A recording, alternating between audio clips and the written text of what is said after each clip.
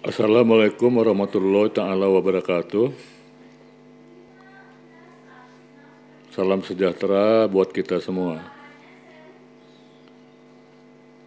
Bapak-bapak, ibu-ibu, ya, saudara-saudara dan teman-teman yang saya hormati dan saya cintai. Pada kesempatan ini ya, ada dua hal yang akan saya sampaikan ya. Yang pertama itu masalah kekhawatiran ya. Yang kedua masalah logika dalam ikhtiar pengobatan gitu ya. Baiklah, saya mulai saja dengan yang pertama ya. Pertama itu kekhawatiran ya. Jadi orang yang asam lambung ya, yang terkena asam lambung itu sebetulnya tidak boleh merasa terlalu khawatir gitu ya. Kenapa? Karena asam lambung ini sebenarnya penyakit biasa saja gitu ya. Bisa diobati dan bisa disembuhkan ya. Jadi jangan terlalu khawatir gitu. Yang penting kita tetap tenang, santai, sabar, dan bertahan, itu aja ya. Dan jangan lupa ikhtiar pengobatan serta berdoa ya. Kenapa saya harus mengatakan hal ini ya, soal kekhawatiran ini? Karena kekhawatiran ini sebetulnya ya, dia bisa memicu timbulnya rasa takut, panik, atau cemas gitu. Nah, ketiganya ini ya, itu akan bisa meningkatkan naiknya asam lambung gitu ya.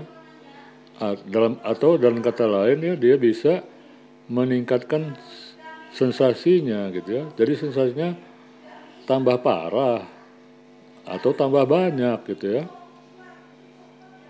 Karena dia perasaan itu tadi ya, itu langsung dari pikirannya itu mensugesti lambungnya gitu ya. Jadi lambungnya disugesti sehingga akhirnya muncullah sensasi gitu ya. Demikian ya. Jadi makanya kita yang punya sakit asam lambung, kita jangan terlalu khawatir. Biasa saja gitu ya. Tetap tenang, santai, bertahan dan bersabar. Kemudian berikhtiar, berobat. Kemudian berdoa. Itu kuncinya gitu ya.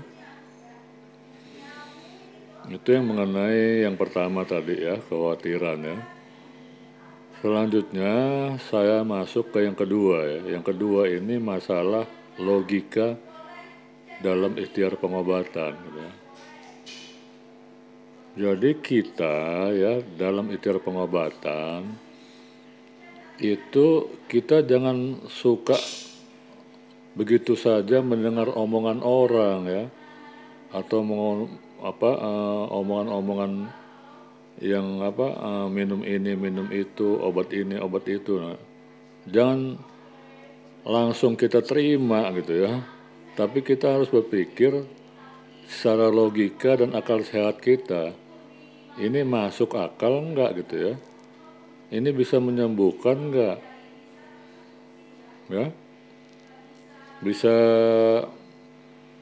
memperbaiki sakit kita enggak gitu ya. Itu yang harus kita pikir duluan gitu ya. Jangan sampai kita asal caplok aja ya. Asal caplok aja, nggak mikir lagi, langsung terima aja karena kita pengen cepet sembuh. Akhirnya justru malah jadi nggak sembuh gitu ya. Malah penambah parah gitu ya. Jadi seperti contoh yang saya berikan pada video yang lalu ya, ada seseorang yang berobat ke alternatif, kemudian alternatifnya bilang bahwa bapak ini ya harus diminumkan sama asam cuka gitu perutnya. supaya bersih, ya. Jadi kalau dari minum asam cuka maka perutnya jadi bersih, maka jadi sakit lambungnya hilang gitu ya. Karena dia pengen sembuh, dia minum gitu loh asam cuka itu ya. Nah, sedangkan kalau dia berpikiran jernih ya, dia pakai logika gitu ya, dia harusnya tahu ya bahwa asam cuka itu kalau disiramkan di tembok, maka temboknya itu bisa rontok gitu ya. Jadi asam cuka itu bukan main-main gitu ya, keras sekali gitu ya. Apalagi dimasukin di perutnya gitu ya. Nah, jadi rusaklah perutnya. Perutnya rusak, akhirnya bolak-balik opname, ya kan? Sebulan tuh bisa 2-3 kali opname ya. Karena apa? Karena lambungnya itu rusak gitu ya. Gitu. Kemudian yang kedua ya, seseorang sakit asam lambung, kemudian dia minta bantu temennya, dia tanya temennya apa obatnya gitu ya, terus obatnya temennya bilang, wah obatnya gampang ya kan. Kamu itu ya mandi di laut, kemudian menyelam dan minum airnya katanya. Waktu nyelam itu minum aja airnya sebanyak-banyaknya ya kan. Nah, ya diikuti sama dia gitu ya. Dia ikutin, dia nggak pakai logika, nggak pakai akal sehat lagi. Dia percaya begitu aja ya langsung diikutin. Malah saking fanatiknya ya, dia bawa pulang juga gitu 1 botol. Jadi dia paginya berenang ya, minum air laut banyak-banyak, nanti malamnya yang dalam botol tuh diminum sama dia. Ya. Jadi nggak sampai seminggu langsung masuk rumah sakit gitu loh. Ya. Masuk rumah sakit. Kenapa? Karena lambungnya jadi rusak gitu ya. Kan garam itu kan keras. Kalau kita siram misalnya ke ini ya, ke besi gitu ya.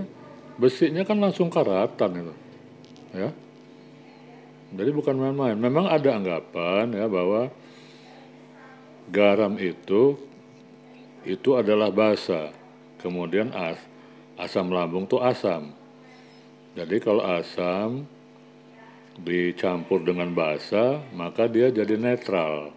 Ya. Gitu. Jadi basa sama asam itu membuat netral asam lambung gitu. Memang betul ya, memang betul. Cuma kalau itu diminumnya sedikit gitu ya. Hanya sebesar ujung kuku gitu ya, ujung kuku ditaruh di lidah. Nah, itu mungkin bisa untuk membantu meringankan naiknya asam lambung gitu ya.